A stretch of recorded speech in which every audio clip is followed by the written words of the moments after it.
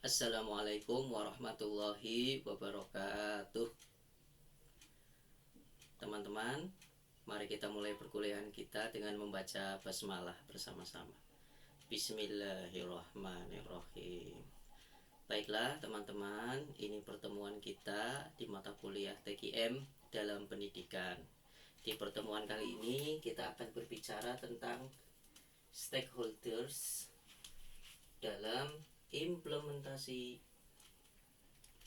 TKM. Di pertemuan yang lalu kita telah bersama-sama tahu bahwa stakeholders itu berarti pihak-pihak yang terlibat. Berarti dalam perbincangan kita hari ini kita akan berbicara tentang pihak-pihak yang terlibat dalam implementasi TKM. Siapa sajakah pihak-pihak yang terlibat itu? Akan kita bagi menjadi dua perspektif. Perspektif yang pertama adalah perspektif organisasional. Lalu perspektif yang kedua adalah dari perspektif pelanggan. Nah, dalam perspektif organisasional, stakeholder dalam implementasi TKM yang pertama adalah kepala sekolah. Lalu yang kedua adalah wakil kepala sekolah. Yang ketiga, guru dan staf. Dan yang keempat adalah siswa. Hubungan di antara mereka bisa tergambarkan dengan piramida terbalik seperti ini, teman-teman. Kepala sekolah, wakil kepala sekolah, guru dan staf, terus kemudian siswa. Berdasarkan model piramida terbalik ini, maka hubungan di antara keempat stakeholder dalam implementasi TKM ini bersifat bottom up, dari bawah ke atas. Kepala sekolah menjadi top leader dan top manajernya.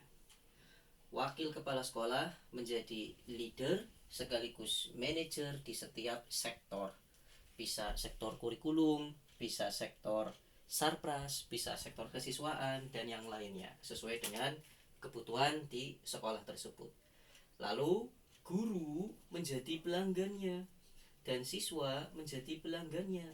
Mereka sama-sama pelanggan, hanya bedanya guru dan staf adalah pelanggan internal, sementara siswa adalah pelanggan eksternal.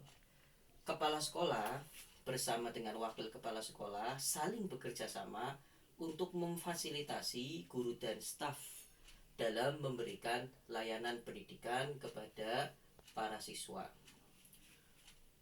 Upaya memfasilitasi guru dan staf didasari oleh berbagai keinginan dan kebutuhan dari guru dan staf. Dan kebutuhan serta keinginan guru dan staf ini juga muncul didasari oleh keinginan dan kebutuhan para siswa yang merupakan representasi dari keinginan dan kebutuhan orang tua atau wali murid. Nah, ini pihak-pihak yang terlibat dalam implementasi TKM dari sisi organisasional.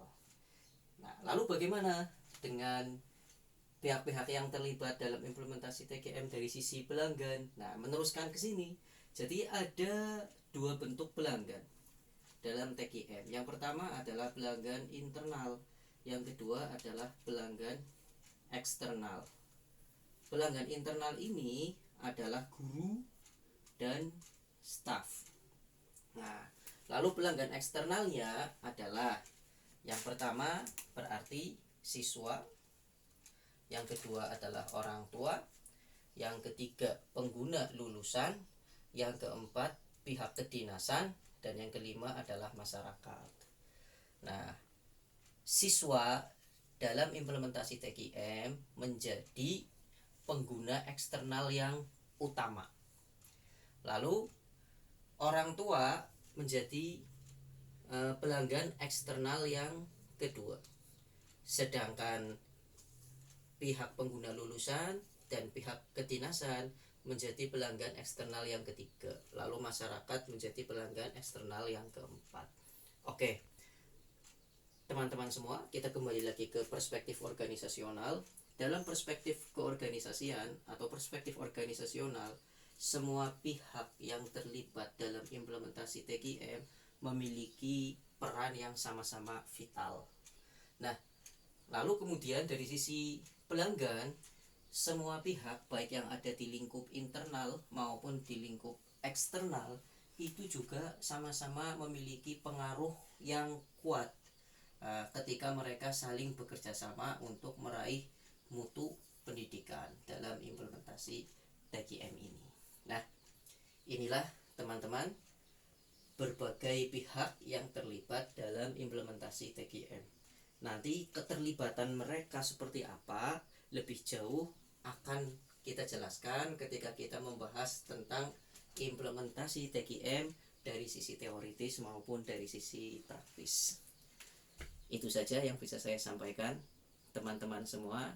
Mohon maaf atas segala kekurangan. Mari kita akhiri perkuliahan kita dengan membaca hamdalah bersama-sama. Alhamdulillahirabbil alamin. Wabillahi taufik wal hidayah. Wassalamualaikum warahmatullahi wabarakatuh.